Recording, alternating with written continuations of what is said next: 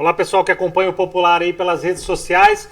Estamos aqui mais uma segunda-feira com nosso bate-papo de segunda noite, nosso podcast aqui, o podcast Jornal Popular, em que a gente troca ideias sobre os mais variados temas, sempre tendo como personagens pessoas aqui de Araucária, profissionais aqui da cidade, políticos aqui da cidade, que têm uma boa história para contar para vocês, para a gente bater um papo e falar um pouco sobre isso. Hoje eu estou recebendo aqui o Elifaz, já foi personagem nosso em várias matérias aqui do Jornal Popular, e ele que é perito.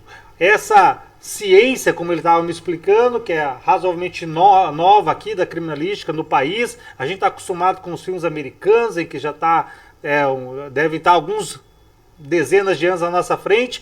E ele está aqui hoje para bater um papo. Ele que é morador do Capela Velha, araucariense já há 8 anos, nascido lá em Alagoas, morou no Rio de Janeiro e agora está aqui em Araucária.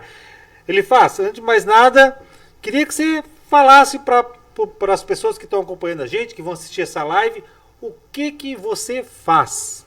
Olá, boa noite, Rodeplay, boa noite pessoal que está assistindo a gente. Sou perito forense, a gente tem como o nosso trabalho, na verdade, né, é poder estar dando uma força ali, um apoio para a justiça, seja ela qual for, seja federal, seja estadual. A gente está sempre dando ali um trabalho. A gente trabalha diretamente com tribunais de justiça, trabalha diretamente também com os advogados, escritórios de advocacia, né, com casos criminais e casos cíveis também. Ele estava me explicando que a ciência da criminalística é algo razoavelmente bem nova no Brasil, década de 90. Embora e a gente sempre tem um pouco, quando a gente fala em perícia forense, fala em algo assim, sempre vem pra gente as séries americanas, CSI da vida, esse tipo de série. E eu queria que você falasse, comentasse com a gente um pouquinho, antes da gente entrar em alguns casos, de repente, que você já está trabalhando, caso mais concreto, de mostrar qual que é a importância do trabalho da perícia para desvendar um crime, principalmente esses mais complexos. Qual que é o papel da perícia numa cena de crime? Qual que é o papel da perícia em casos assim criminais? Bom, vamos lá então. Como a gente falou, né, antes da criminalística ser tida como uma ciência de fato, ela era tida como uma disciplina. E isso desde quando? Desde 1947, que foi o primeiro congresso internacional da polícia científica. Então foi levantado a questão se a criminalística de fato ela seria uma ciência, poderia ser aplicada ou não, para poder ter algumas soluções em crimes, né? Isso passou por anos, por décadas, na verdade, ali, e acabou que somente em 1990 que foi aceito como uma ciência. Como assim ciência? A gente tem duas categorias. Disciplina, que é aquilo que você estuda, que você vai procurar entender, que você vai procurar saber como que funciona a estrutura em si. E daí a gente também tem a ciência, que é a aplicabilidade. Então, a partir do momento que você consegue pegar aquele estudo e aplicar, ela passa a ser ciência. E aí, em 1990, ela adentra o Brasil como ciência. Mas antes já tinha em outros países, França, Estados Unidos, já tinha polícia científica, né? Inclusive na França foi onde nasceu o Edmond Locard, que é o pai da perícia forense, inclusive, né? E aí, ele, por mais que ele seja a perícia forense, tudo que ele trouxe pra gente, tudo que a gente tem hoje dentro da criminalística, vem também do Edmond Locard. Desde impressão digital, estudos a fundo de impressão digital veio de Locard. Embora antes já tinha tido Bertillon, com a bertillonagem e tudo mais. Mas ele traz tanto a papiloscopia, ele traz a grafotécnica, ele traz a manchas de sangue, padrões de manchas de sangue também, que vai indicar bastante coisa. E aí com essa ciência dentro do Brasil, a gente conseguiu então, mesmo se você está no local, você saber exatamente o que aconteceu, o ângulo, quantas pessoas tinham, qual que foi a arma usada, qual que não foi a arma usada. Isso é fascinante, né? E como é que funciona isso dentro de uma cena de crime, dentro de para desvendar, para ajudar na elucidação desses casos? O que você, enquanto perito, os profissionais como você avaliam e entendem numa situação assim, quando vocês precisam fazer uma perícia, são contratados, são nomeados para uma perícia? Como é que funciona isso? Normalmente, a gente hoje precisaria entender os tipos de peritos que existem no país, né? Primeiramente, a gente precisa saber, são 4 tipos de peritos. quatro tipos, que são divididos em duas categorias. Então vamos lá para ficar bem claro. Primeiro perito é o perito oficial criminal. Ele é o oficial, por isso então ele é o primeiro. O segundo seria perito judicial. O terceiro perito ad hoc, que na verdade é ad hoc, mas vamos falar ad hoc que fica melhor. Ad hoc. E o perito particular, que é o assistente técnico. Né? Então a gente tem esses quatro tipos e temos as duas categorias. Quais são essas duas categorias? A primeira é a criminal. A segunda é a forense, que é o que eu sou. Quem que é o perito criminal? O perito criminal é aquela pessoa que foi lá, estudou, concursou, passou na polícia, fez o TAF. Ele é um policial. O perito criminal oficial, ele é um policial. E por que ele é oficial? É ele quem chega primeiro no local de crime. Então aconteceu um local de um homicídio. Pode falar a palavra homicídio? Sim, pode. Homicídio, aconteceu algum furto. Teve atentado à vida, teve ali a morte violenta, algo do tipo. Morte violenta ou morte suspeita, que seria o suicídio. Também, quem chega em primeira vez vai ser o criminal oficial. Tá? O perito criminal ele vai chegar, ele vai ver a dinâmica dos fatos, ele vai ver o que de fato aconteceu ali para poder ter aquele resultado, se teve os participantes, por que aconteceu, como que aconteceu, onde que aconteceu. Tudo isso ele faz o levantamento. Esse é o perito criminal. O perito judicial, ele é aquele que por nome já fala judicial, porque ele é nomeado pelo juiz. Então você tem, vamos lá para a gente entender, perito judicial, ele está ativo num tribunal de justiça, assim como eu estou, está ativo lá no Tribunal de Justiça pela sua categoria de estudo. Então você tem grafotécnica, você tem papiloscopia, você é químico, que é um que sai bastante, você tem químico. Em uma situação, embora já tenha ocorrido o laudo do perito criminal oficial, em alguma situação, se o juiz aí tiver a dúvida, ele pode sim estar sendo assistido pelo perito judicial, que é que vai ou contestar ou simplesmente vai confirmar o que o perito criminal já fez de laudo. Mas isso já tendo passado o perito criminal. E aí a gente tem o ad hoc. O ad hoc ele já é contratado pelo delegado de polícia. Isso é interessante até a gente comentar. Como a gente acabou de falar a respeito que a criminalística é muito nova no nosso país, a gente tem uma contingência de peritos criminais muito baixa. Muito baixa. Então tem certas situações que não compensa para o delegado ele simplesmente encaminhar um perito criminal para lá. Então você já está numa investigação, já está correndo bastante em cima ali, você não pode sair dali, mas você precisa, vou dar um exemplo, contestar um combustível no posto de gasolina. Você não vai tirar um perito criminal lá do outro lado para poder atravessar a cidade, às vezes atravessar até, literalmente atravessar, né? Sim. E aí chegar ali só para fazer uma prova. Então o que o delegado ele faz? Ele vai lá e chama o perito ad hoc.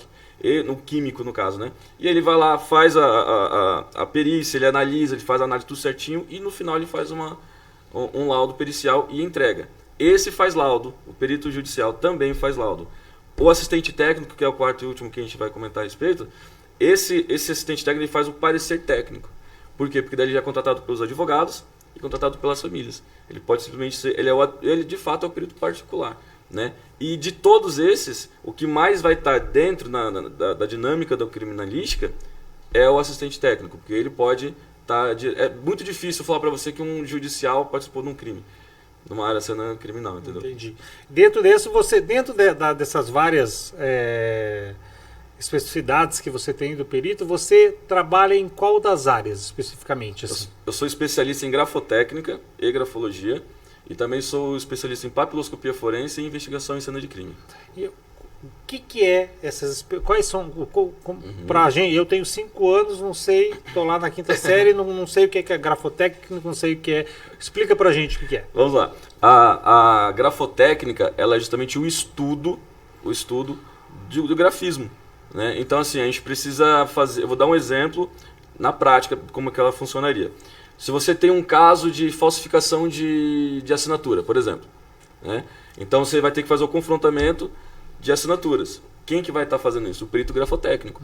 Então, através da grafotécnica, que é a parte da técnica do grafismo, você simplesmente consegue saber se a pessoa é canhota, se ela é destra, você sabe qual foi o tipo de caneta que ela usou, a ponta no caso, né? Saber exatamente toda a parte técnica. Com a grafologia já é mais a questão do sentimento da pessoa.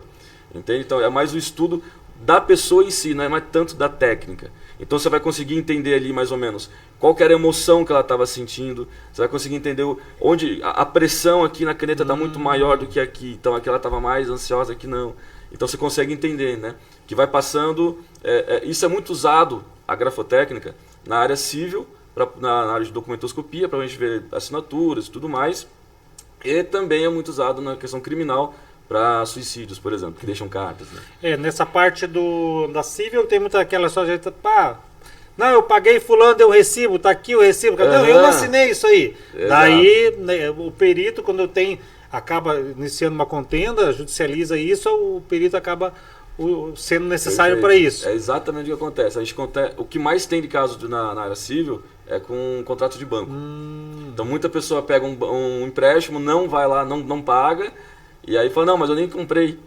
E aí, não, como você não comprou? Tá aqui sua assinatura não é minha. Aí vai lá e contesta. E a mesma coisa no caso, usando esse exemplo da questão das cartas, de mortes suspeitas, obviamente, a pessoa deixou uma carta de despedida e tal, mas de repente as circunstâncias do óbito são suspeitas, de repente tem que verificar, será que foi ela mesmo que escreveu, será que ela não escreveu forçada, esse tipo de coisa. Exato. Com a grafologia, consegue também consegue pegar. Tem muito caso, principalmente de serial killers, por exemplo, né? Que eles têm o costume de deixar alguma carta, deixar algum recado. Então, para você criar o perfil dele, você tem que fazer. É que no Brasil, na verdade, hoje, infelizmente, quando a gente vai falar sobre perícia ou segurança pública no Brasil, a gente está um pouquinho atrasado realmente, né? Mas a criminologia, a parte de perfilamento, que é o criminal profile, o perfilamento criminal, dentro do FBI hoje, na verdade há um tempo já faz bastante tempo, já existe um departamento dentro do FBI. O Brasil está relutando até hoje, não sei porquê. Da mesma forma que relutou para aceitar a criminalística, tem relutado muito por aceitar a criminologia, o perfilamento. Essa parte do perfilamento é o principal. Eu acredito que dentro de uma investigação é o principal. Eu preciso saber qual que é a pessoa, qual que é a altura dela. Né? Num caso de arma de fogo, você consegue descobrir. Porque daí, dependendo da trajetória do projétil, você consegue saber se ele estava estando de pé, mais ou menos, aproximadamente, a altura da pessoa. Consigo. Tá, mas essa pessoa era destra? Isso é um funilamento, entendeu? Então, assim, ela é destra, como é que ela era? Qual que é a cor dela? Tal. A gente precisa saber, a gente tem que fazer um perfil. Se a gente não tiver esse perfil, infelizmente, a gente vai entrar num lugar onde, infelizmente, o Brasil já está. Que é, você tem casos, você tem crimes e nunca tem suspeito. Você nunca sabe quem que foi o suspeito, quem que é, aconteceu isso aqui, todo mundo sabe falar o que aconteceu. Mas a gente não consegue encontrar um rosto para quem fez aquilo dali, né? E na papiloscopia a mesma coisa, a papiloscopia forense a gente consegue, é a base de tudo. Papiloscopia, de novo lá, o que é a papiloscopia, como é que a gente pode definir isso para as pessoas, para elas entenderem certinho? A papiloscopia é o estudo das papilas dérmicas, ou seja, as impressões digitais. Ela é dividida em datiloscopia, quiroscopia, podoscopia e poroscopia. Então a gente estuda até mesmo os poros, que é aí a poroscopia. Datiloscopia é o estudo das digitais dos dedos, né? Aí nós temos a podoscopia, que é do pé, e a quiroscopia, que é da mão. Então quando independente, tem do pé também? No pé tem, na planta. A gente tem várias digitais, o mais interessante é que nenhuma delas é parecida. Então quando você pega a sua mão, você vai ter a ponta dos dedos, você vai ter as falanges, as falangetas, e você vai ter as palmas das mãos. Cada uma delas tem a sua impressão digital diferente de todas as outras. Tá, e no pé também? No pé, principalmente na área criminal. Muitas vezes, como por exemplo, que houve uma luta corporal, né? E houve um homicídio, ou um latrocínio, por exemplo assim, e esse agente, o bandido no caso, o criminoso, saiu correndo descalço. Entende? E aí você consegue pegar. Nossa, essa é uma novidade. Eu sempre. A gente sempre, até com a nossa experiência de filmes, né? Que é a única experiência que a gente tem, muito pessoal vê o tamanho da bota, usava um calçado e tal, mas. Ou caminhar é possível identificar a espécie digital do pé, digamos assim. Consegue. Até quando a gente nasce, não tem um teste do pezinho? Uhum. Aquela digital que foi tirada do seu pé quando você tinha aquela idade é a mesma, é exatamente a mesma da que você tem agora. Então, se você entrar numa cena de crime descalço e eu conseguir pegar a tua digital, provavelmente eu vou chegar em você. Porque você já está num banco de dados. Já existe no banco de dados. É que hoje o pessoal foca muito nos dedos, né? Nos dedos, né? Dedos e mãos. A quiroscopia e a datiloscopia. Então a gente vai segurar aqui. O cara veio aqui, pegou e teve. Só que é muito mais fácil você ter, se a pessoa estiver descalço, você tem uma digital perfeita do pé do que da mão, porque geralmente a mão está em movimento. Ah, sim. Entende? E a questão do peso, da pressão também influencia. Pesando, você não vai estar escorregando, né? Você vai estar sempre andando tudo certinho. Então a podoscopia ela é muito boa, mas isso no caso que acontece, que também não é muito, é meio raro, né? Sim. Você estava falando também, a gente até teve a oportunidade de escrever uma matéria a respeito sobre esse protocolo que você desenvolveu, né? Esse trabalho que você desenvolveu para facilitar, digamos assim, esse trabalho da perícia e tal. Como é que funciona isso? Então, como eu comentei com vocês a respeito da nossa situação nacional, né, do nosso país, a respeito de segurança pública, a respeito de perícia mesmo, vamos falar somente agora de perícia agora, na verdade, né? Infelizmente o Brasil tem bem pouca estrutura para essa questão. Eu vou dar um exemplo para vocês. Teve um caso que eu na verdade um caso que eu tô dentro ainda, que olha a data, ele aconteceu em 2007. Qual que é a questão? A questão é suspeita de morte, se é uma morte suspeita ou se foi morte violenta. Então, nessa dúvida aqui, o que você faz? O perito chega, perito criminal, oficial, ele vai chegar, que é o primeiro perito, ele vai entrar, ele vai tirar foto de tudo, e o primeiro passo, impressão digital. Você vai fazer a coleta de impressões digitais, vai fazer o levantamento, vai ver o que aconteceu. Ah, mas tem a dúvida aqui, tá, morte suspeita, mas foi pelo quê? Arma de fogo ou foi por arma branca? Não, foi arma de fogo. Primeira coisa, depois das impressões digitais, o que você faz a coleta? A coleta de resíduos químicos. Porque se eu tenho a dúvida que você conseguiu atirar em você mesmo, disparar contra você, no mínimo você tem que ter pólvora nas mãos. Então é nesses resquícios que a gente vai conseguir puxar e ver, não, já vamos descartar aqui 40% do caso de ser um homicídio. De fato foi um suicídio, entende? E aí, quando eu peguei esse processo desse caso, não tinha rolado essa parte dos resíduos químicos e nem de impressões digitais. E aí eu fui lá e fiz o quesito, falei, olha, eu preciso saber o que aconteceu, por que aconteceu, por que não foi feito o levantamento. E aí foi dito que não foi feito porque o pessoal não tinha o recipiente para armazenamento, não tinha o material para coleta e não tinha transporte, não tinha viatura no dia. Pra você ter uma noção, esse caso aconteceu no Rio de Janeiro. Isso em 2007. Entende? E de lá pra cá, a gente consegue ainda ver muito dessas situações. A mesma questão. Por que você não tirou? Você sabe que é protocolo, você sabe que está no processo, tem que fazer. Aí o cara fala, não tinha como, eu ia fazer aquilo, não é que eu ia colocar, não é que eu ia armazenar. Não tem onde eu ia armazenar. Então a estrutura para a polícia civil, para a polícia científica, para a polícia federal, ela é muito pequena, ela é muito pouca mesmo. Em comparação com a França, em comparação com os Estados Unidos, que a gente vê ali, o tanto que a criminalística está avançada, a gente de fato está muito para trás. Está bem para trás. E aí com surgindo aí esses problemas, gera essa necessidade dos peritos forenses, que é a gente que é especialista em uma ou mais especialidades e vamos dar um suporte para os peritos criminais. Para você ter uma noção, só em São Paulo, hoje na Grande São Paulo, são 4 milhões de processos que estão travados por falta de peritos, processos cíveis. Então falta perito grafotécnico e papiloscópico para poder fazer, são 4 milhões de processos. São 4 milhões de pessoas, e nesse caso que eu te falei aqui agora, o marido da vítima, ele está preso há 5 anos, sem prova nenhuma de que foi ele que fez. Então teve um erro processual, teve erro de protocolo, teve erro de tudo que é coisa, mas está lá, ele é suspeito e você tem que estar preso. E dentro dessa lógica, a gente sempre tem que entender, pessoal, que o direito criminal, até por um princípio... Acho que um princípio de direitos humanos, sempre tem aquela coisa de indúbio pro réu, né? Então é necessário, exatamente, na dúvida absolve-se o réu, né? Você pode passar para assim, nossa, como a justiça é injusta, digamos assim, mas não, é porque quando a questão criminal, a prova técnica, essa questão, ela tem que ser muito assertiva, porque eventualmente se você tem uma dúvida, se o juízo não está convencido o suficiente, eventualmente você pode manter uma pessoa presa 20, 30, 40 anos encarcerada sem ter a certeza de que ela é culpada por aquilo. Então é bem importante essa questão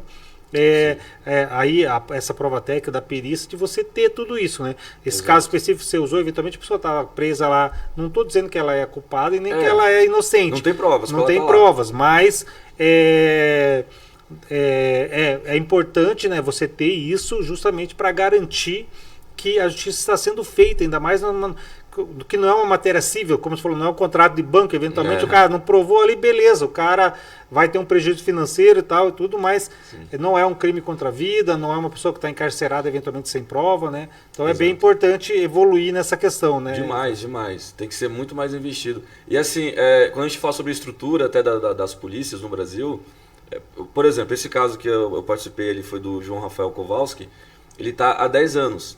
A polícia não Vamos tem falar um sobre suspeito. isso. Aham.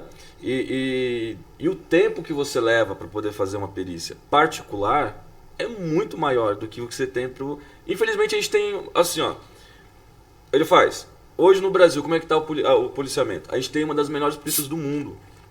A gente tem uma das melhores, porque dentro do que eles têm de estrutura para fazer, eles fazem o melhor e é perfeito. É perfeito. Só que infelizmente, eles não têm mais essa legislação trava, por exemplo, um perito criminal ele tem um máximo de 10 dias para entregar um laudo. Então se você tem aqui algum caso que está acontecendo, você só tem 10 dias para poder fazer um laudo. Aí você fala, nossa, mas 10 dias é muita coisa. Não é. A gente está falando de uma vida. Sim. Entende? É uma vida que pode ficar ali injustamente presa. Quantos casos a gente já viu de pessoas presas injustamente, né? E aí a pessoa, ele só tem 10 dias. Aí você fala, beleza. Mas na minha pergunta, ele vai trabalhar só naquele caso? Por dia, em média, um perito criminal ele entrega de 6 a 7 laudos por dia. E dentro disso, obviamente, a gente vê a perícia funcionando, digamos, essa parte criminalística, em casos de repercussão, né? Exato. A gente está acostumado quando acontece algum caso de repercussão, seja aqui no Paraná, seja em São Paulo, no Rio, quando gera aquela comoção, você vê a perícia funcionando muito Com bem, força, né? e vê como ela consegue mesmo desvendar, ser essencial para a prova técnica, né? Ainda mais quando a pessoa não assume, nem não confessa, nem nada assim. E que não deveria ser só para cá, a gente deveria ter isso para todos os casos, né? Para todos os casos. Embora todos os casos o perito criminal ele vai estar presente, de fato essa resolução de tudo a gente vê mais nos de repercussão. Geralmente há necessidade de apelar para a mídia, né, fazer um apelo midiático para que seja dado mais atenção. E aí parece que, de fato, parece que... Aí, vamos para cima aqui, que senão vamos falar alguma coisa, né? A gente tem um caso aqui em Curitiba, que aconteceu em Curitiba, que ficou muito famoso, que foi o do caso do jogador Daniel. Dos Edson, dos Brites e do Daniel, né? Aquilo ali foi um caso que, sinceramente, ainda não era para o Brites estar preso, legalmente falando, não era para ele estar preso, porque ele não pode aguardar o julgamento preso, e ainda está aguardando o julgamento. É a mesma questão que está acontecendo com o meu cliente lá do Rio de Janeiro, também está aguardando o julgamento preso, não tinha que estar, não foi passado nem por júri, pra você ter uma noção, então não tem que estar lá. Aí entra aquela questão, tá, mas ele está certo ou ele está errado, ele faz? A questão é, um erro ele não vai suprir o outro, entende? A legislação ela traz pra gente que a liberdade é um direito nosso, ele não pode ser cerceado. Uma vez que seja comprovado, uma vez que de fato seja materializado aquilo que você fez, aí sim, por direito à liberdade dos outros, para conseguir garantir a liberdade e a vida dos outros, aí tem que ser cerceada a sua. Isso você vai ver em operações, quando a polícia ela fecha um morro e fala você não pode entrar. Ali é um modo de cercear. Sim. Mas ela não está cerceando de forma negativa, ela está cerceando para poder garantir a sua vida. E ali naquele caso a gente sabe que é bem o contrário, né? Mas eu particularmente vou falar para para vocês que estão assistindo a gente. A estrutura da Polícia Civil, da Polícia, a Federal acredito que até é uma boa ainda, mas a da Civil e da Científica, que até a Científica ela é da Civil, né? ela é atrelada à Polícia Civil. É uma estrutura que de fato ela é muito pequena, ela é muito limitada, não se dá tempo, não se dá condições e consegue entregar um resultado razoável porque dentro do que foi feito ali, né? Dentro do que foi entregue para eles, tá ok, tá perfeito. Mas eu digo para vocês, a gente precisa muito atentar para essa questão, não somente para os casos de repercussão. Não somente para os casos de repercussão. Se você vê a investigação que foi feita nesse caso do Brits mesmo, foi uma investigação perfeita. Foi perfeita, de fato foi perfeita. Aí você fala assim, pô, ele faz, mas aconteceu um outro caso lá, ninguém viu. Ninguém sabe o que está acontecendo. Por quê? Falta pressão midiática? Pode ser que sim. Às vezes, o que a gente precisa só entender é que o policial só vai fazer o que mandarem para ele fazer. É muito comum a gente pegar, talvez, uma certa raiva do policial, porque ele é o mais próximo da gente. Então isso é comum do ser humano. Então eu tô aqui muito nervoso, você é casado? Não. Você não é casado? Por exemplo, você tá aqui, você teve um problema na sua família lá em casa, na sua casa. Você tá com um problema de casa, tal, tudo mais, aquilo aí você engoliu, você veio pra cá. Se alguém falar torto com você, você não vai dar aquela... Vai sim. Porque é a pessoa que tá próxima. A pessoa, exatamente. Entende? E o policial, infelizmente, ele entra nessa... Você já ouviu falar no termo do efeito Peter Parker? O efeito Peter Parker é aquele que todo mundo bate no herói, mas sempre tá precisando dele. Precisando dele, né? Acaba sendo... E é o que acontece com os policiais. Amigo, a gente vai falar um pouco sobre esses casos, mas eu até... Tem uma pessoa que fez uma pergunta aqui, Sim. O Ivaldo Fernandes, que ele estava perguntando sobre aquelas plaquinhas numeradas num caso de crime por arma de fogo. O pessoal fica colocando um do ladinho, bolar e tal. Ele quer saber para que serve isso, qual que é o objetivo daquilo. A placa acrílica, ela é para numerada. Placa acrílica, tem até Isso. nome, Ivaldo, veja só. A placa acrílica numerada, ela tem o objetivo de, primeiro, a gente fazer uma cronologia. Quando o perito ele entra na cena de crime, ele tem que fazer uma forma cronológica. Qual que é o primeiro perito que entra? Isso é interessante a gente falar, porque infelizmente também o pessoal não subestima ele. Mas é o fotógrafo.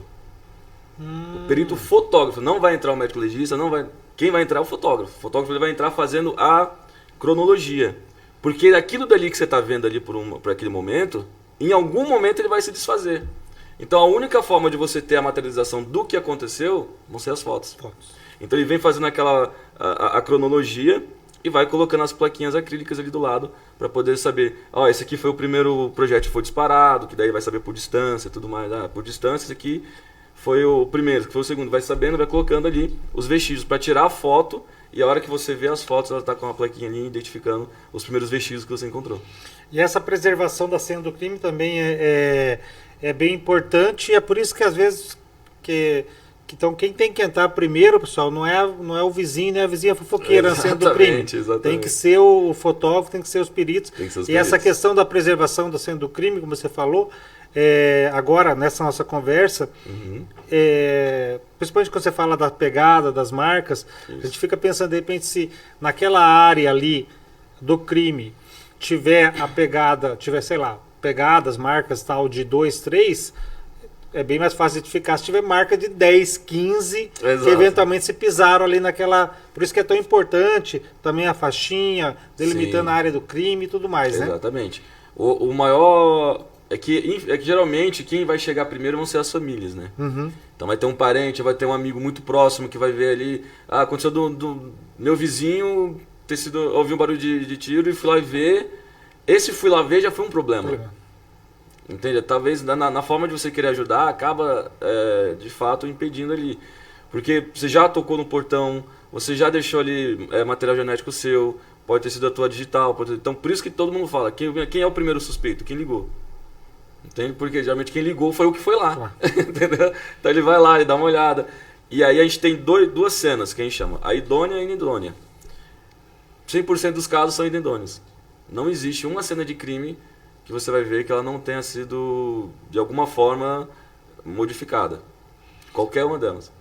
E dentro disso, né, nessa conversa que a gente está tendo, me vem outras coisas à cabeça também, que é uma situação que as pessoas às vezes reclamam muito.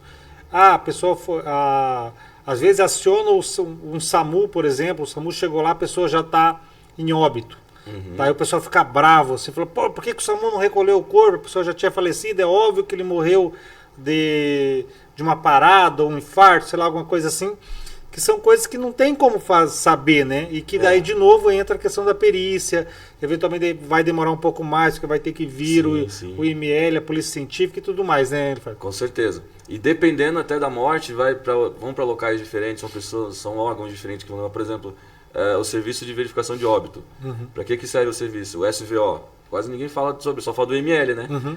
Mas tem o SVO. O SVO é para mortes de causa natural. Então, se teve causa natural, ele vai ter que ir para esse serviço de verificação de óbito para saber se de fato ele morreu de forma natural. Se morreu de forma natural, o que vai acontecer agora? Aí sim, daí a gente vai lá, manda fazer a funerária e tudo mais. Se não foi, calma aí, não foi natural não. Volta e vai para o IML. E isso você me falou, serviço de verificação de óbito aqui em Araucária, pessoal, durante muito tempo, tem um médico muito conhecido na cidade, que é o Dr. Cid Ferreira, que que ele ficou responsável pelo serviço de verificação. E ele me contava uma história, a esposa dele, que foi deputada federal, a Rosane, que ele disse que as pessoas acham que é fácil, que chegava lá e tá morto mesmo, assinou aqui e tal. E ele me falava de técnicas, coisas básicas, de passar, de apalpar para ver se as pessoas não tinham tido algum tipo de perfuração, de coração, a coisinha no ouvido que a pessoa de repente pode ter machucado, que seja preguinho, alfinete cravar na coisa, umas coisas assim que a gente imagina, capaz, essa coisa já que já morreu, tá filme e tal, e que não é simples assim, né? Não é. Principalmente na cena de crime. A cena de crime ela é dividida em 3 ambientes. A dinâmica da cena do crime ela é dividida em 3 ambientes. Você tem o local imediato, o local mediato e tem o local relacionado.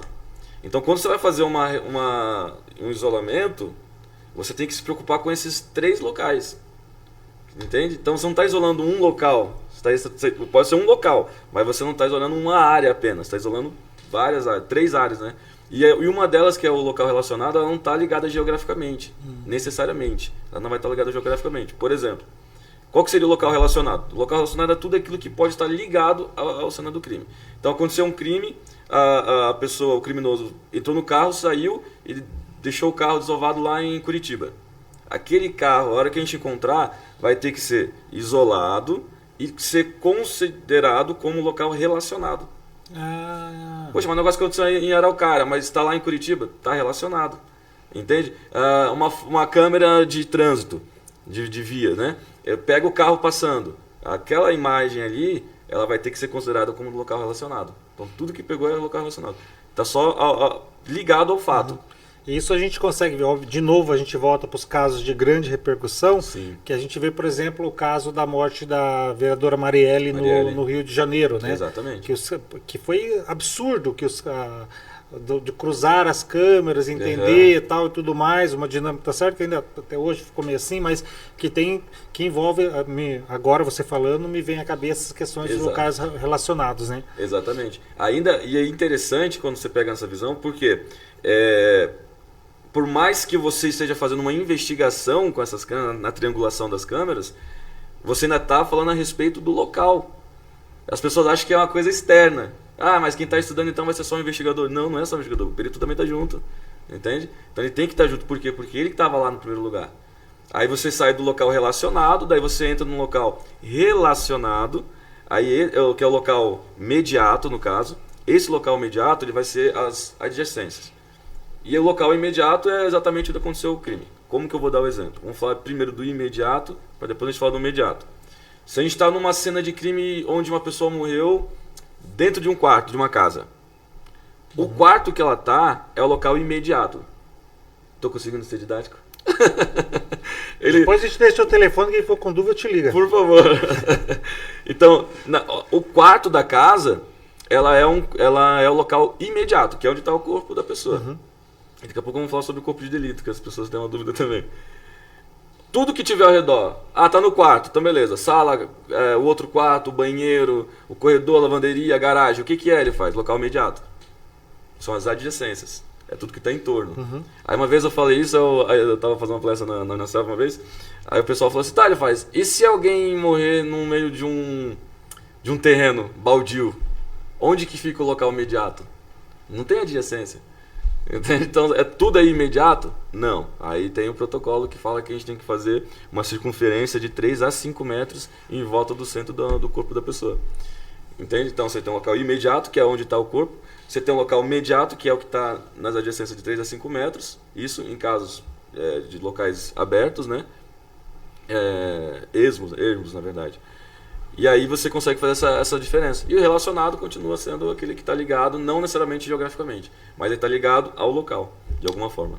Você ia falar do corpo de delito. O corpo de delito, as pessoas elas acham, quando a gente fala corpo de delito, corpo de delito é o corpo de uma pessoa. Não, não é. Corpo de delito é tudo aquilo que pode ser estudado e gerado uma prova material. Então, quando eu pego uma papiloscopia e eu pego nesse copo aqui para poder tirar as impressões digitais dele, eu estou fazendo um estudo no corpo de delito. O copo passou a ser um corpo de delito. Então, não necessariamente que tem que ser um corpo de uma pessoa que é desfalecida ali, né? Entendi. A gente vai, agora, dentro dessa... Teve uma discussão recente no país, não uma discussão, mas as pessoas consideraram um avanço em termos de de criminalística, de criminologia, que foi a criação do Banco Nacional de DNAs, que ajudou a desvendar já alguns crimes, inclusive da Raquel, né, que é muito conhecido aqui que era aquele, não sei se você lembra desse crime da Raquel, esqueci o sobrenome dela, mas que tinha sido morta na rodoviária central de Curitiba, colocado o corpo numa mala e tal. E acho que foi 10 anos, mais ou menos, 12 anos depois descobriram. E que consideram um avanço. E embora, para a advocacia, também consideram, alguns advogados já ouvi falar que isso feriria um direito do réu, né, que é de não produzir prova contra si mesmo. Né? Então, mas esses são objetos hoje que a gente pode usar como exemplo de avanço da ciência. Esse estudo do DNA, do banco de DNA, na verdade, também Edmond Locard já estudava ele no ano de 1947, mais ou menos, ali, já estava sendo estudado já. Já tentavam, isso fora do país, né? Já tentavam fazer esse banco, assim como o das digitais. Né? Mas eu acredito que ele se enquadra tanto quanto das digitais. E até mais, porque você tem a opção de não entregar seu DNA.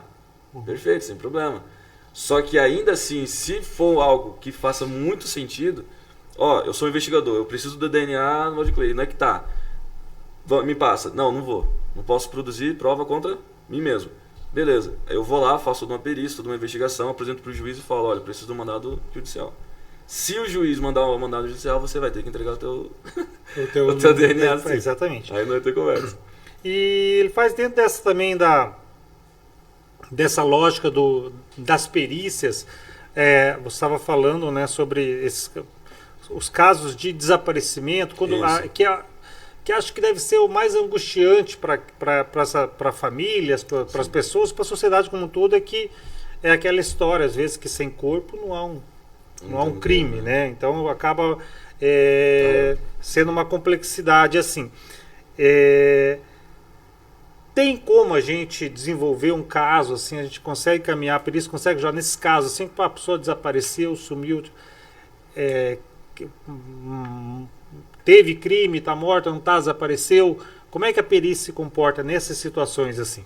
Nesse caso, vão ser várias perícias, na verdade, né? Várias áreas periciais que vão se envolver, além da investigação em si, ou que deveria se envolver, né?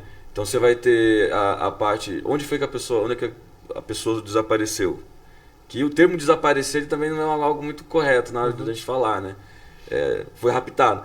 Quando a gente fala de maiores de 12 anos, não tem como a gente pode até dizer sobre desaparecer. Por quê? Porque tem as causas de desaparecimento de maiores de 12 anos. Então, uma criança vê o pai e a mãe brigando muito, não quer ficar naquele lugar, ela foge. Então, não desapareceu, ela fugiu. Aí você tem também a questão de drogas, que daí já são maiores de 12 anos, a pessoa usou muita droga, aí para numa cracolândia da vida. Tá lá, uma grande parte das pessoas maiores de 12 anos, elas estão encontradas nessa situação. Mas menor de 12 anos, ele não desaparece, ele não foge.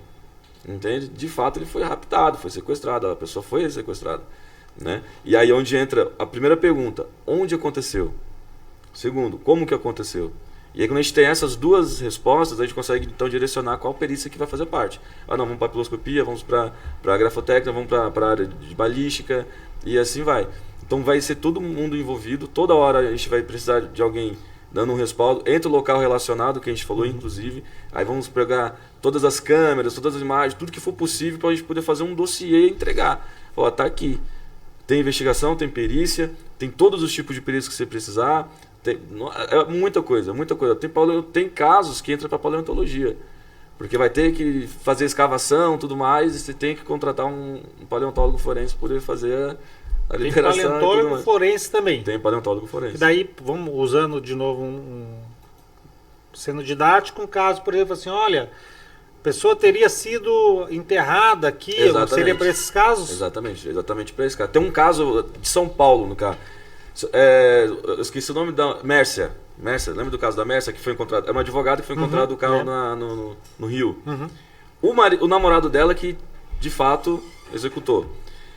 E só foi possível provar que ele era o culpado porque no sapato dele tinha resíduo da terra daquele local, que só tinha lá. Então foi feita toda a investigação, ele participou como se nada tivesse acontecido e tudo mais.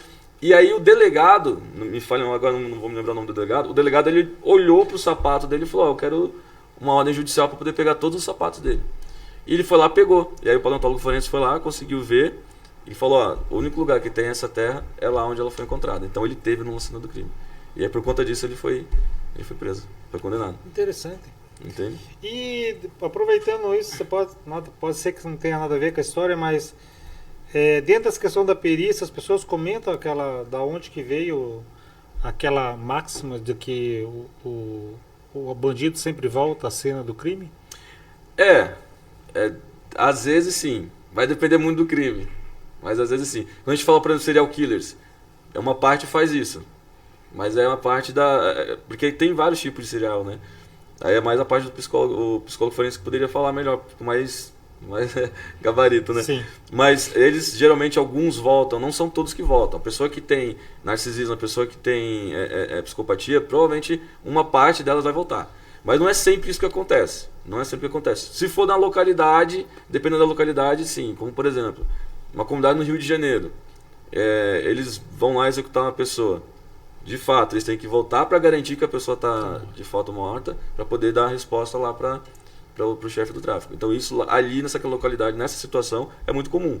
Mas em si, no dia a dia, não é muito comum. Assim. Outra coisa que quando a gente fala de questões criminais, algumas questões que envolvem suicídio e tal, e é uma situação que as pessoas está se tornando cada vez, não vou dizer que cada vez mais comum, mas não... Está sendo mais comum, que é a parte das famílias optarem pela cremação do corpo, né? E que é uma situação que, dependendo, quando há suspeita do homicídio, crime suspeito, não se pode queimar, não se pode cremar o corpo, justamente porque o corpo segue sendo durante muito tempo uma prova. Uma prova. Pode ser que seja pedido uma exumação, por exemplo, né? E aí nesse caso... Os casos de suicídio hoje, eles de fato têm acontecido com muita recorrência. Tem muita pessoa se suicidando, infelizmente, né? Mas já teve casos mesmo de forjar um suicídio. E é muito. Só que geralmente, teve um caso que eu até achei interessante. Porque geralmente o caso de suicídio, onde é que ele entra? Arma de fogo. A pessoa por arma de fogo. Ou então a pessoa que se jogou na frente de um carro. Né? Aí você vai ver a foto lá, o vídeo lá, daí você vê o ex-marido passando e a mulher do nada caindo na frente dos carros. Então a gente tem mais esse forjamento. Mas o forjamento do enforcamento, por exemplo, é uma coisa que esse caso que eu conheci me chocou.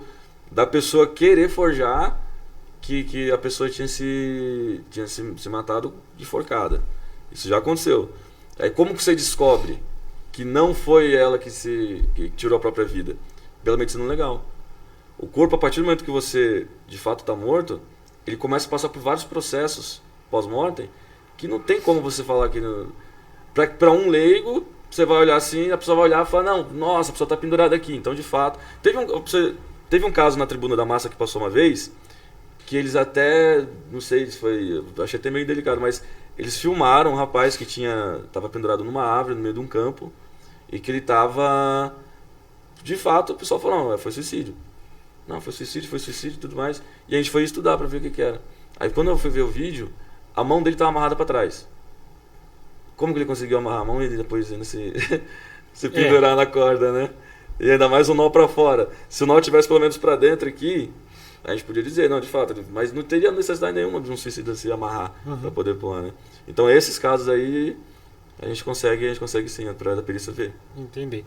Você estava falando de um caso, a gente tive a oportunidade de assistir uma matéria recente, que é o caso que você está trabalhando no desaparecimento daquela criança. Eu queria que você falasse um pouco para a gente sobre o caso, recuperar. Boa parte de quem mora em Araucária, quem mora na região metropolitana sabe, né, do Paraná como um todo, e que você está dando um auxílio ali também agora, trabalhando com a família, para as pessoas entenderem como é esse caso e como a perícia forense pode colaborar nessa resolução. Tá. O caso do João Kowalski, né? João Rafael Kowalski, ele é um caso de uma criança de menos de 2 anos de idade que sumiu no ano de 2013, ou seja, já fazem 10 anos. 10 anos. Né? Foram feitas investigações na época, foram feitas apurações, né? A gente chama de a averiguação, foram feitas averiguações na época, e esse que é o problema de você tratar algo como desaparecimento, entende? Porque daí você vai ter averiguação. Se você trata como sequestro, como rapto, você tem investigação. Aí o negócio é mais a fundo. Aí você consegue achar algumas coisas. E durante esses 10 anos foram apresentados, foram pedidas muitas respostas do Ministério Público, muitas respostas da Justiça Federal, inclusive. Teve até um burburinho, né, de que colocar para dentro da Interpol, para a Interpol também tá trabalhando em cima disso, como a possibilidade de ele ter sido levado para fora do país como venda, né? Então tudo isso aconteceu em 10 anos. Só que até hoje a gente não tem um rosto.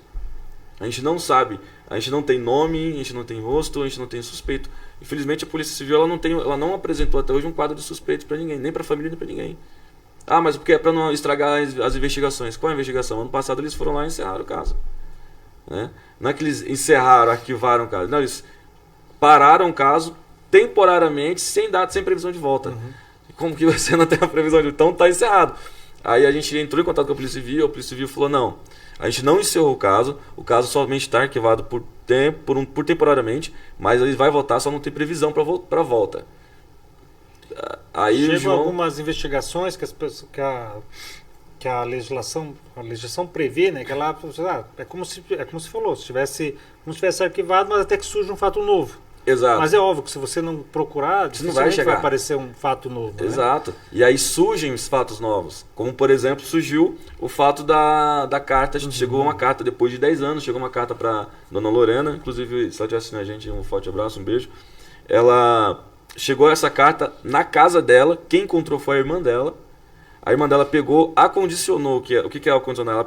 Ela não tocou na carta. Ela simplesmente colocou num recipiente, numa sacola, onde ela conseguiu isolar sem nem tocar na carta, nem leu a carta direito. Então ela não leu a carta direito, ela não teve contato direto com a carta, ela já foi direto para a perícia. Ela jogou lá na Polícia Civil. Levou para eles lá, eles fizeram a perícia. Aí onde entra a minha tristeza. Dentro de tudo isso aqui que a gente está falando que aconteceu com a família Kowalski, eles vão lá e fazem uma perícia de papiloscopia numa carta. A gente não precisa pensar muito para ver que essa não é de fato a melhor técnica. Aí eles colocam lá em cianeto-acrilato. O cianeto-acrilato porque no popular ele é uma super bonder. É um ciano que ele é colocado dentro de uma estufa, onde por vaporização ele consegue fazer a revelação das impressões digitais. Exato. Uhum. Porque o pó de revelação de impressão digital, nesse caso também não ia dar muito certo. Eles tentaram fazer no envelope, mas sem sucesso também. E aí onde está o problema? Eles fizeram essa parte da papiloscopia. Você está escrevendo. Sua mão não está passando em cima, não, você está escrevendo? Nossa, ele faz, sua mão está passando, então você está deixando a sua impressão digital. Não, eu não estou deixando. Você está apagando. Eu estou apagando a minha impressão digital.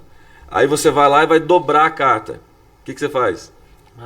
Você corre a digital. Então é óbvio que a digital não seria a melhor técnica. Aí você entra e fala, pô, ele faz, mas teve falha da polícia?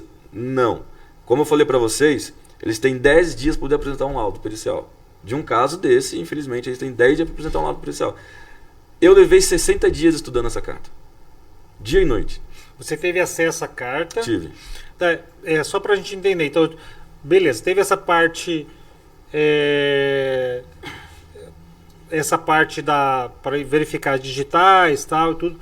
Não quer dizer que essa parte não deveria ter sido feita. Não, ela poderia ter sido feita, mas além dessa precisaria de uma outra. Deveria ter sido feito outra. O perito tem que entregar em 10 dias o laudo pericial dele, o criminal oficial. Mas essa data ela pode ser prorrogada por solicitação do perito. Ele pode falar, não, a gente fez aqui, mas eu queria fazer mais um estudo, vamos prorrogar para mais uns 10 dias? Você vai ficar 20 dias. Passou os 10, prorroga de novo. Entende? Vai pedindo. Só que daí tem que ter não somente o interesse, como também tem que ter de fato ali a possibilidade. Imagina você que ele vai chegar, um perito ele pede 2 vezes prorrogação do caso. O juiz provavelmente não vai querer. Entende? O juiz provavelmente fala, não, então deixa quieto. Se você não conseguiu em 20 dias resolver alguma coisa, encontrar alguma coisa, então, pra mim, o juiz fala, então pra mim, você não tem nada pra você encontrar. E tanto quando você pega o laudo, eu também tive acesso ao laudo policial deles, na Polícia Civil, eles falam que não tem, foi usada a técnica papiloscopia, para poder fazer um levantamento de impressões digitais e tudo mais, mas que não tem nada que seja materializado como prova. Então, teoricamente, aquela carta ainda tinha que ser descartada do quadro de provas, de evidências, no caso, né? Aí daí você teve acesso Só para a gente entender, a família te contratou daí, você entrou em contato com a família? Eu entrei em contato com a família, ofereci os serviços, eles aceitaram, de prontidão aceitaram, falaram, não, então vamos, com certeza, vamos fazer e tal, tudo mais.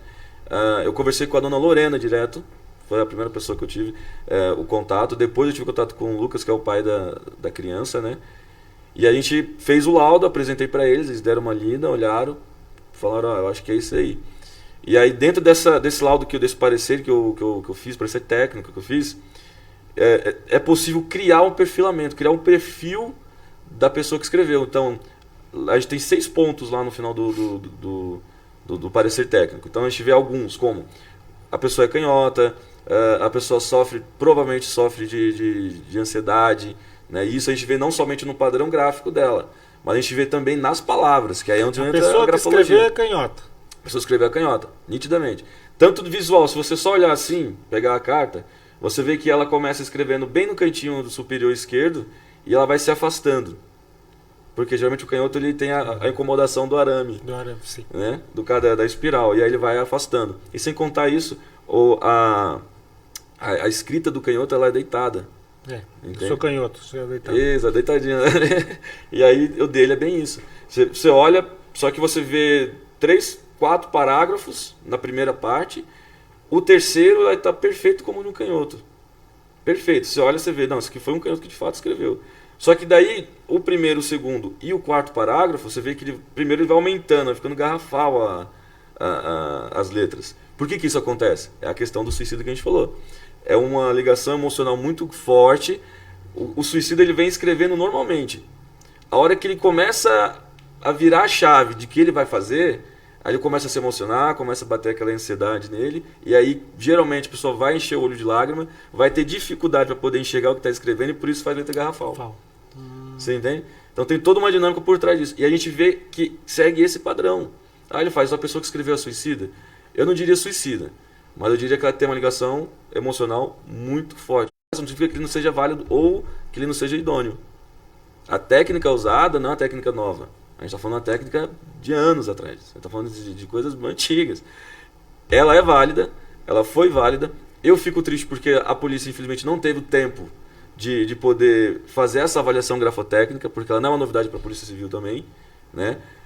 Mas foi entregue, está disponível. Quem quiser, teve acesso, é só entrar em contato, a gente vai estar passando sim. Dentro dessa lógica, você falou que com esse laudo, o que especificamente você analisou quando você faz a leitura da carta? Quando você falou que levou 60 dias. 60 dias. Para fazer isso. O que é analisado? Como é que você consegue chegar a essas conclusões? A gente procura o padrão. Se em determinado... Primeiro, a gente vai ver o perfil, se a pessoa é canhota ou não é, que já vai dar um afunilamento. A gente já consegue ver a parte da emoção, que é na pressão da caneta. Então, às vezes você está numa pressão do ataque, a gente chama de ataque, quando você pega a caneta, você põe no papel, você atacou. Você escreveu, quando você tira tem um arremate. A gente chama de arremate, que é quando a tinta ela vai sumindo. Não sei se você já reparou. Você está escrevendo, daí a pouco aquele traço ela sai e vai sumindo. Ele não para do nada, ele some. Que daí é o arremate. Então, por essas partes, a gente consegue ver a direção que a pessoa escreve. A gente consegue ver pelas, entre aspas, veias da folha, exatamente por onde que ela escreveu. E aquela esfera na ponta da caneta, ela também indica pra gente a direção. Porque parece que ela é perfeita, ela vai estar jogando tinta o tempo inteiro, né? Ela tem falhas. Só que você só vai ver essas falhas na hora que você colocar na lupa, no microscópio, que você conseguir aumentar, aí você vai ver. Então, a gente analisa os traços, o padrão gráfico, que seria não somente os traços, mas o espaçamento da letra e o tamanho delas. Também é preciso que a gente saiba disso daí. E é basicamente isso. Saindo da grafotécnica, a gente vai entrar mais na parte da grafologia, que é a parte sentimental da pessoa. Saber se ela tem um grau de parentesco próximo ou não, se ela é de grau de amizade ou não. Nesse caso da carta que foi entregue do João Rafael Kowalski, a gente vê que nitidamente a pessoa tem um grau de emoção muito ligado à família. Muito ligado. Eu sei tudo que aconteceu, mas assim, eu vou falar porque eu gosto de você. Sabe aquela pessoa que, desculpa aí, mas eu vi fulano te trair. É a mesma pessoa. Então ela só vai fazer isso se ela tiver como é que eu posso falar, uma ligação emocional muito grande, que é o que acontece no caso do João Rafael. Daí, por essa linha, você consegue entender, consegue chegar a essas conclusões de que é a canhota. Consegue chegar às conclusões de que se é homem ou mulher? Homem ou mulher não dá pra gente dizer. Teria que fazer um estudo muito mais aprofundado, mas ainda assim seria especulação. A gente não conseguiria chegar a um ponto de definir, de fato, falar, ó, confirmar. Isso aqui foi um homem que escreveu. Se pudesse, seria perfeito. Seria muito perfeito. Dentro desse quadro, qual seria o perfil? 6 itens que falou que pra gente ter um perfil. Quais seriam esses perfis? Qual é esse perfil que vocês chegaram? O perfil foi que a pessoa é canhota. Por que eu tô botando muito na tecla do canhoto? Porque isso já funila demais. Já funila, 10% da população brasileira é canhota. Entende? Né? Então já ajuda bastante. Então a pessoa é canhota, a pessoa provavelmente toma um remédio controlado, que também vai afetar o padrão grafo da pessoa. Porque ele já vem afetado do início. Entende? Por mais quando a gente vê que aparentemente a pessoa está escrevendo no início calma, dá pra ver que dá umas tremidas ali e tudo mais. Isso geralmente pode ser ou por uso de remédio controlado ou por uma idade avançada. Então tem essas duas possibilidades. A pessoa, além de ser canhota, ela fazer o uso de remédio controlado ou também ter uma idade um pouco avançada, né? Além disso, que tem uma forte ligação emocional com a família. Isso é muito... E que participou direta ou indiretamente. E quando a gente fala indiretamente, diretamente seria ter pego, ter participado. E se de fato que a história escrita na carta for realidade, for verdade, né, também pode ser que tenha participado da morte da criança, porque na carta diz que ele morreu. Forma indireta seria a facilitação. Pode ser uma facilitação, onde... um exemplo só, tá? Só tô dando um exemplo. A criança está passando ali, você chamar, você facilitou. Entende? Então, não necessariamente eu chamei para que você pegasse, mas você só pegou porque eu chamei. Então eu facilitei.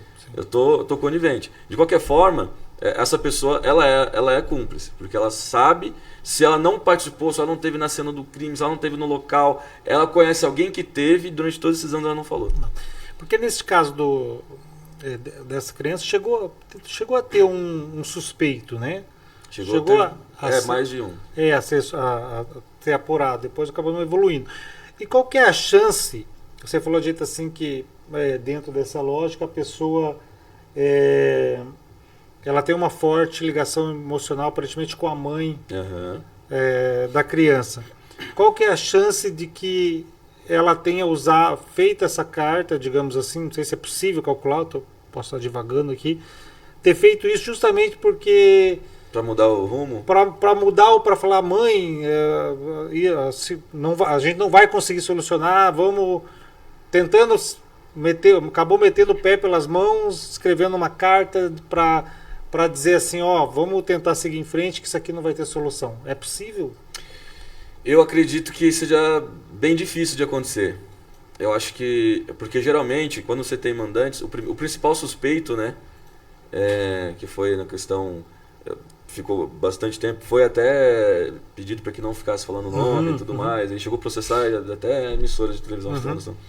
Mas o principal suspeito, ele de fato ele tem um poder muito grande. Né? Não sei te dizer se de fato foi ele.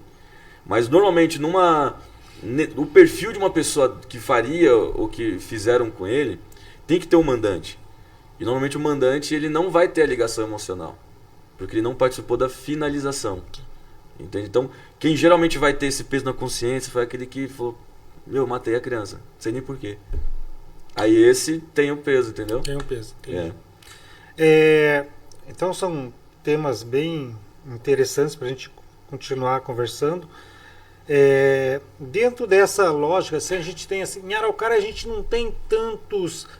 Até eu fiz essa pergunta para ele, pessoal, de que se em Araucária tem algum caso assim, mais complexo assim, a gente não tem muito isso em Araucária. Não. Mas a gente até volta e meia a gente conversa aqui nas nossas reuniões de pautas, né? Que é o caso, não sei se já teve algum contato, que é o caso de uma jovem que desapareceu aqui na Araucária, o nome dela é a Daniele, que desapareceu aqui, inclusive, em frente E aqui, eu estou há 20 anos no jornal, esse é o caso mais complexo, que até hoje é uma doideira assim o que aconteceu. Que é o caso da Daniele, que acabou desaparecendo e nunca se chegou a uma solução também. Nesse caso de desaparecimento, é um caso, inclusive, que foi arquivado por falta de provas, com aquele item que pode ser reaberto a qualquer momento, em caso de fato novo.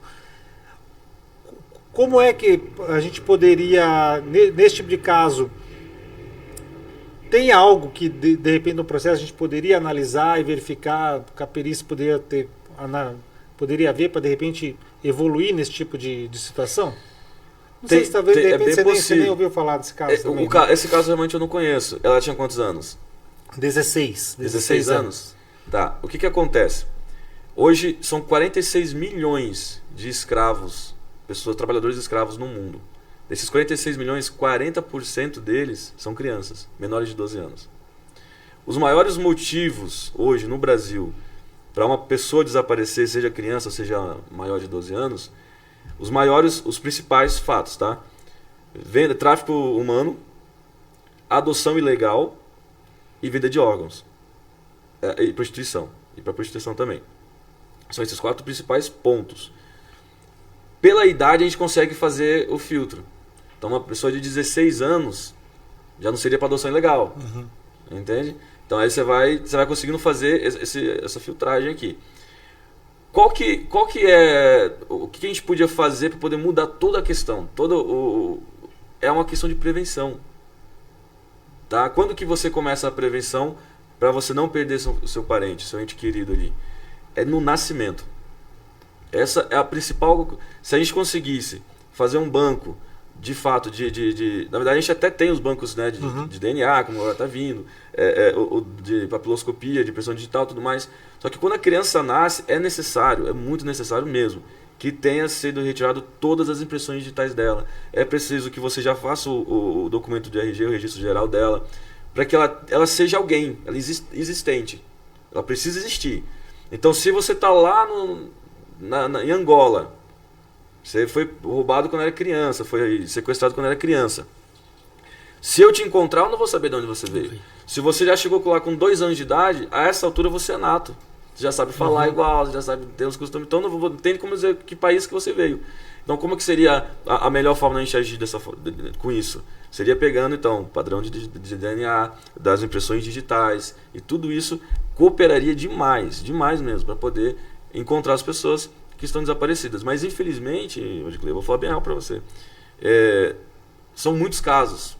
Aqui em Araucária, a gente tem o de uma menina que desapareceu, se não me engano ela tinha 3 anos de idade, salvo engano aqui, se não me engano era 3 anos de idade, né?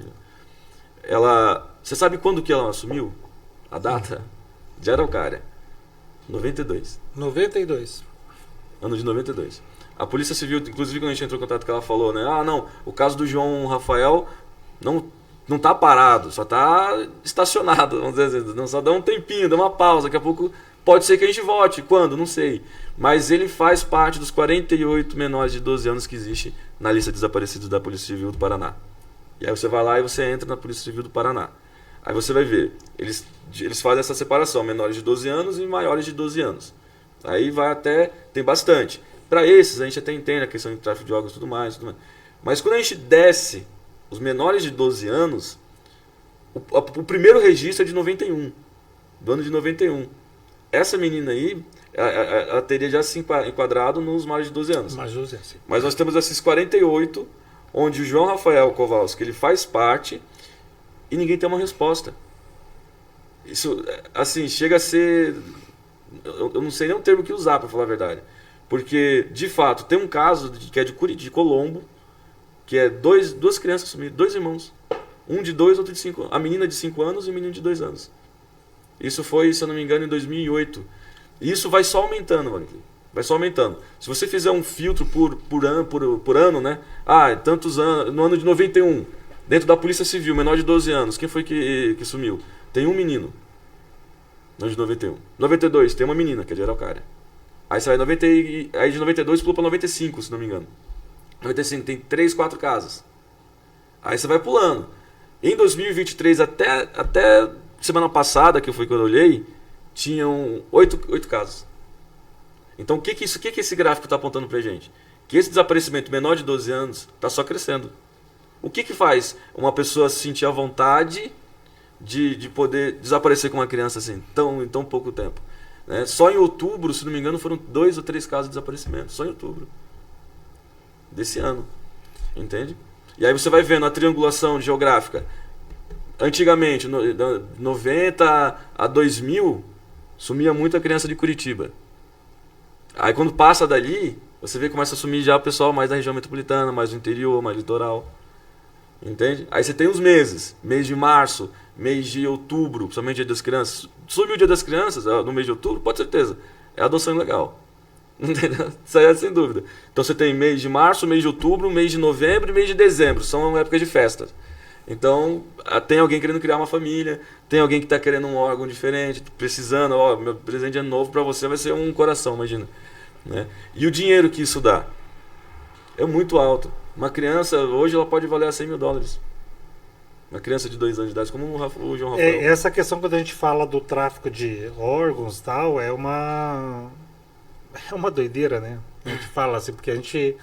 É uma situação que o pessoal comenta, tal, mas não tem muito...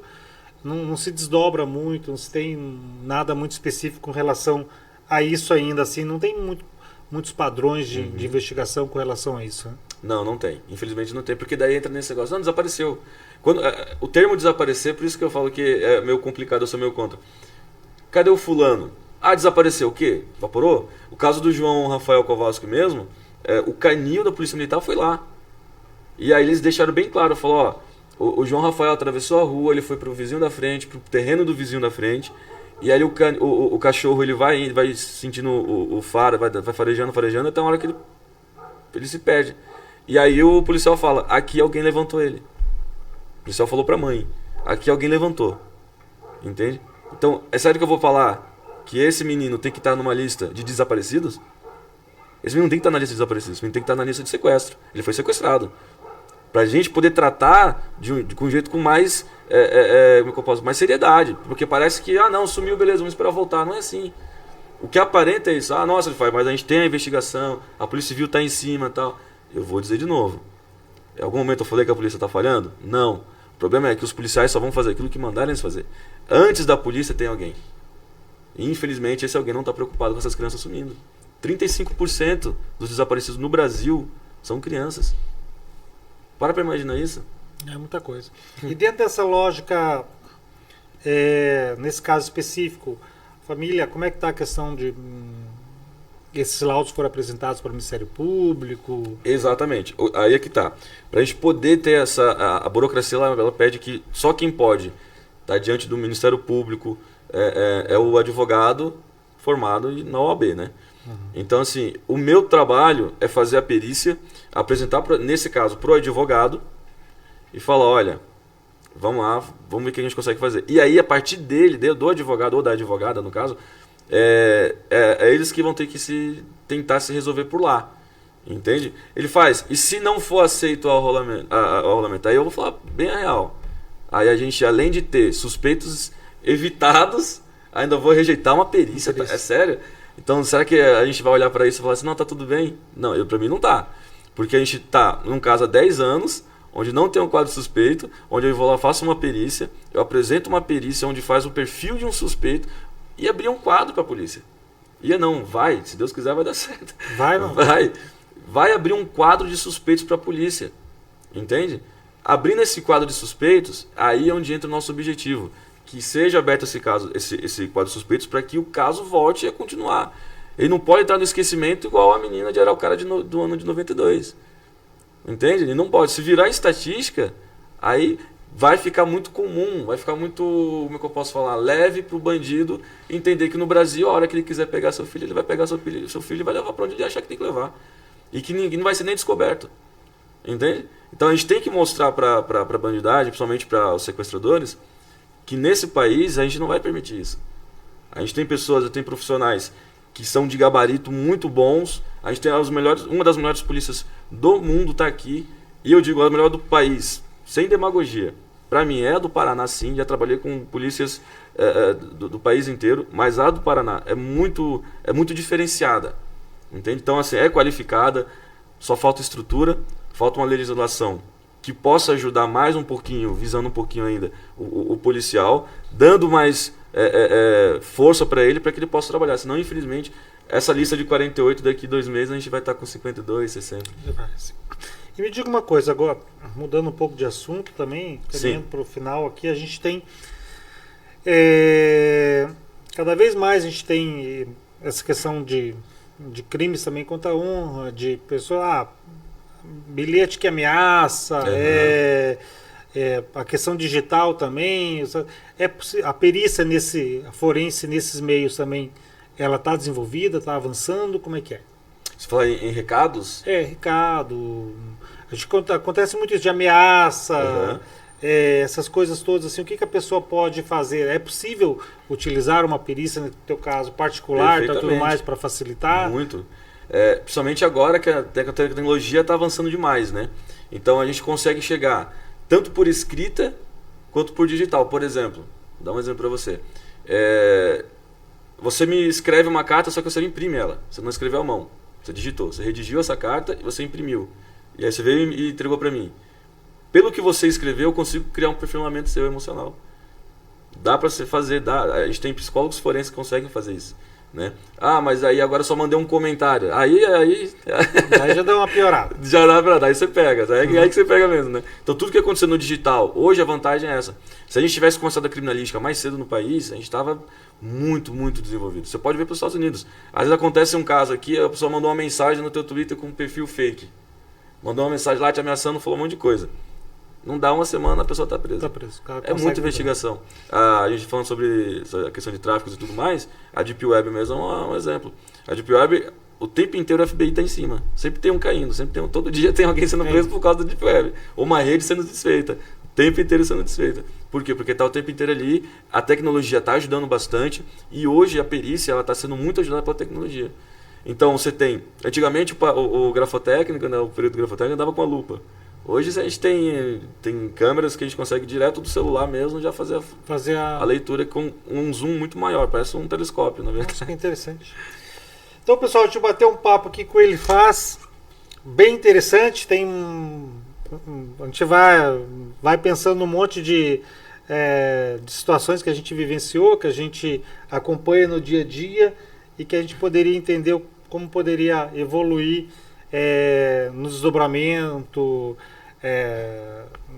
de crimes, na resolução dessas situações, se a gente utilizasse mais esse tipo essa ciência, né? Sim. Então eu queria agradecer muito aqui a tua participação, aceitar bater um papo, tá sempre colaborando com a gente aqui, volta e meia a gente está acompanhando aí o trabalho dele, manter a gente à disposição. Queria que você deixasse um recado final pessoal aí, deixar tuas redes, deixar também aí teu contato, fique à vontade. Bom, pessoal, então, primeiramente agradecer vocês aí que acompanham a gente, tem acompanhado a gente aí, agradecer também ao Valdir Clay, o Jornal Popular, que sempre tá aí, como ele comentou, né, tá ajudando a gente aí com a divulgação. A rede social, eu geralmente passo o Instagram ele faz Félix _oficial, tá? Ele faz com 2 L's, mas é só na rede social, que é com 2 L's, tá bom? No Instagram. Muito obrigado, espero que essa noite para vocês tenha sido uma noite especial, tenha sido bom, espero que tenha deixado bem claro a respeito do trabalho da perícia forense, que é uma honra poder estar aqui representando a perícia forense. Se houve alguma dúvida, pode depois estar entrando em contato e a gente vai estar sentindo essa dúvida para vocês. Muito obrigado mesmo, muito obrigado, Valdir Clay. Legal, pessoal, de bater um papo com ele aqui, bem interessante. Convido vocês a compartilhar essa live aí no grupo da família, no grupo dos amigos, no grupo do trabalho, no grupo do futebol. Anotarem nosso telefone 364-2500, nos enviarem sempre que tiverem aí pautas, sugestões de matéria, se eventualmente tiverem visto alguma ocorrência acontecendo no município que mereça um registro, nos comunique aí por esse telefone 364-2500, que também é um WhatsApp. Por ele você também pode acessar o nosso grupo de notícias lá, para ficar sempre muito bem informado sobre o que acontece em Araucária. Agradeço a todos, desejo uma ótima semana a todos. Muito obrigado por acompanhar o Popular, o jornal que é especialista em Araucária.